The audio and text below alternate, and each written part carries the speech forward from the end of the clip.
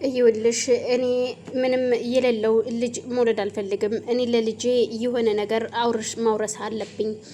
አባቱ እንደዚህ እኮ አድርጎ ነበረ የሱ ልጅ ነው እንዲባል ነው የምፈልገው እንጂ የዛ የሱሰኛ ወይም የሰካራም ወይም ዝም ብሎ ምንም ስም የሌለው ልጅ እንዲኖረኝ አልፈልግም። ጥሩ ነገር አድርጌ ለልጅም ጥሩ ነገር አስቀምጬ ማለፍ ነው የምፈልገው ሲላት፣ ሮዛም ነው እንዴ እንደዛ ነው የምታደርገው ስትል፣ ምን ነው ቅር ያለሽ ትመስያለሽ?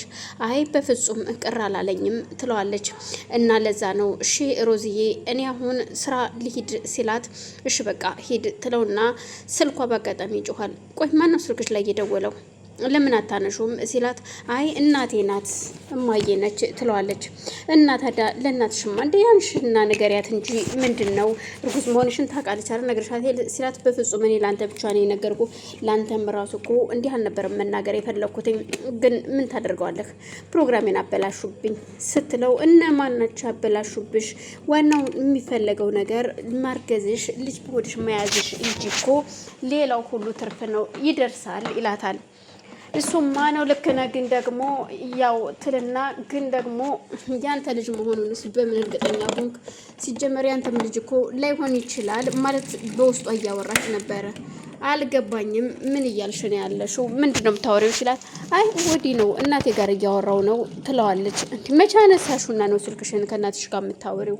ያወራውን ላነሳው ነው በቃ ቻው ትለውና እሱ ሞቶ ሲሄድላት ለእናቷ ስልክ ታነሳላታለች። እናቷ የልጇን ማርገዝ አታውቅም። ልጄ ሮዝዬ እንዴት ነሽ ስትላት፣ ደህና ነኝ እማዬ እንዴት ነሽ?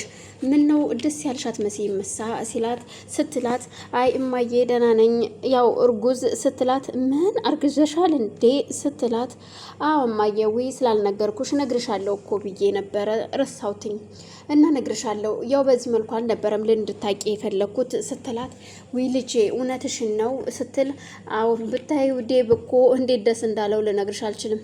እንዴት እንዳደረገው ብታይ ስነግረው ትላታለች። እንዴት ደስ አይለው ልጄ ልጅን የሚመስል ነገር ግን አንድ ነገር ልንገርሽ ትላታለች። ምንድን ነው እማዬ ንገሪኝ ስትላት፣ ካጠገብሽ ያሉት ጣውንቶችሽ ሁሉ እንዴት ናቸው? ዞር ዞር ብለሽ አይተሻቸዋል? እነሱን ማስወገድና ማሸሽ እንዳለብሽ እንዳትረሽ ትላታለች። ማለት ጣውንት አልገባኝም እማዬ። እንዴት ታይ እንጂ ልጄ ጣውንት ማለትማ ምናልባት ነገ ጧት ሁለቱም ባልሽን ሊቀሙሽ ይችላሉ። ስለዚህ እነሱን ማስወገድ አለብሽ ትላታለች። አረ እማዬ እንደዛ የሚያደርጉ አይመስለኝም። የኔ ልጅ እንዳትሞኝ ሁሉም እየሳቀ ነው ስራውን በውስጡ የሚሰራው እናም ብልጥ ሆኝ ስትላት፣ እና ታዲያውን እንዴት ነው እማዬ? ለማንኛውም እዚህ ሁሉም የየራሱ ህይወቱን እየኖረ ነው። እስኪ ለማንኛውም በኋላ እመጣለሁ እማዬ ቤት ስትላት፣ በፍጹም የኔ ልጅ ማርጉዙ ነሽ እኔ ጋር ሳይሆን የምትመጪው እኔ ነኝ እያማረሽን ነገር ስርት ታርጊያችን የምትወጃትን ነገር ይዤልሽ የምመጣው ትላታለች። እማዬ በፍጹም እዚህ ሳይሆን አንቺ ጋር መጥቼ ደስ እንዲለኝ ነው የምፈልገው። ግን ምን ታደርጊያለሽ? የእሱ ልጅ መሆን ምንድን ነው የምትይው? ልጄ የማን ነው ልጅ ታዲያ ስትላት ያፏን ሳትጨርሰው፣ አይ ማለቴም ያው ከሱ ነው የተረገዘው ልልሽ ፈልጌ ነው እንጂ የማን ልጅ ይሆናል ከማን ሌላ ከማን ወንድ ስትላት፣ ምን አውቃለሁ ምናልባት ባንቴሮን ጋር ስትላት፣ አረ በፍጹም እማዬ ባንቴሮም እኮ ያው የሱን ደግሞ ሳልነግርሽ አዲሱን የምስራች ላብስርሽ። ምንድን ነው የምስራችሁ የኔ ልጅ ስትላት፣ አይ እማዬ እዩልሽ ዴብ ውጭ ሂዶ ሕክምናውን እንዲያደርግ ሁሉን ነገር ፕሮሰስ ጨርሶለታል። እናም ኢሜል ተደርጎለታል። እኔ ያንቺ ልጅ ደግሞ ምን እንዳደረግኩ ታውቂያለሽ? ይሄ የተረገመ እንዳይንቀሳቀስ ስለምፈልግ እንትኑ ኢሜሉን ከዚህ ሀገር እንዲታከም አደረኩት ትላታለች። ምን? አዎ ለጊዜው እንዲዘገይ ወደ ውጭ መሄዱ እንዲዘገይና እዚሁ እንዲታከም አደረኩት ስትላት፣ እውነትሽን ነው ልጄ? አዎ እንደዛ አደረኩት። ጎበዝ፣ ጥሩ አደረግሽ። የት አባቱ ይሄ ደግሞ መታከም የለበትም እንደውም ከቻልሽ ብታስወግጂው ነው የምለው ትላታለች። ማየሱን ማስወገድ እንዲቀላል አይደለም፣ ግን አሁን ለጊዜውማ ይቺ ሉሊት የምትባልሽ ከስሩ እያለች ነው። ግን ቢሆንም ከጊዜ በኋላ መወገዱ አይቀርም። ግን እስከዛው ደግሞ እዚሁ ሀገር ውስጥ እንዲታከም አድርገዋለሁ። ከዛን ቀስ እያልኩኝ ደግሞ እንዲቆረጥ አድርገዋለሁ። ምን አለ መሰለሽ እማዬ፣ እዚህ ሀገር ውስጥ ሲባል አንዴ በመድኃኒት አንዴ በምን ሲባል ቁስሉ እየመረዘ ስለሚሄድ እግሩ እንዲቆረጥ አድርገዋለሁኝ ትላታለች። ለማንኛውም እንግዲህ እግዚአብሔር ይርዳሽ ልጄ። በይ እንግዲህ እኔ ግን ብመጣ ደስ ይለኝ ነበር ስትላት፣ አይማ እኔ ነኝ የምመጣው እዛው ጠብቂኝ ትላታለች። እሺ ትልና ሔዋንና ዴብ መኪና ውስጥ እያወሩ ነበረ። የሉሊት እናት ደጋግማ ደውላለት ነበረ። ስትደውልለት ግን እሱ አላየውምና አልመለሰላትም። ግን ደግሞ ከደቂቃዎች በኋላ ስልኩን በአጋጣሚ ከኪሱ አውጥቶ ሲያይ በጣም ብዙ ሚስኮል ያገኛል። ይደነግጥና እግዚኦ ብዙ ሚስኮል አለ፣ ወይኔ ይህን ስልክ መመለስ ነበረብኝ፣ ምን ሁኜ ነው ሲል እንዲህ ማን ነው የደወለልህ ትለዋለች።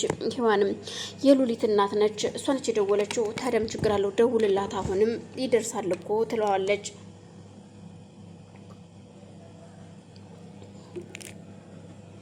እሺ ለናሱም ስልኩን ይደውልላታል። ስልኩን ከደወለላት በኋላ ልጄ ምን ነው እንደዚህ በልጄ ላይ ትጫወታለህ?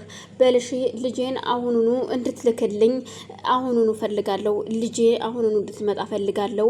ምን አይነት ባለጌ ነህ አንተን አመኘ ደግሞ ልጄን መስጠት ይሄ ስትለው እንዴ ማዘር ምን ሆኖ ነው? ቅድሚያ ሰላምታ አይቀርብም? ምንድነው? ምን የተፈጠረ ነገር አለ?